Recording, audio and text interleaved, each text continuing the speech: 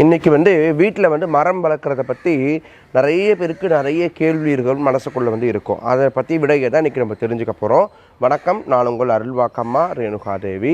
ஒத்த தென்னை மரம் இருக்கிற வீட்டு பக்கத்தில் வீட்டுக்குள்ளே ஒத்த தென்னை மரம் வைக்கக்கூடாது.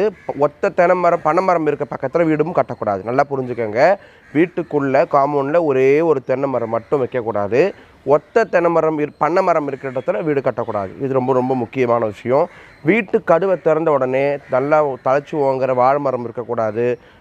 முருங்கை மரம் கண்டிப்பாக இருக்கக்கூடாது. நல்லா செழித்து வளர்ந்த வேப்ப மரத்தை வெட்டினா வீட்டுக்கு பண பிரச்சனைகள் கண்டிப்பாக வரும்.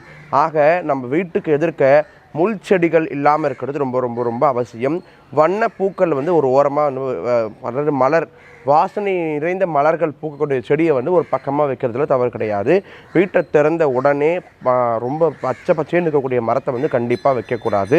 இது நம்மளுக்கு நல்லது கிடையாது. வீட்டுக்கு கண்டிப்பாக நல்லது கிடையவே கிடையாதுங்க.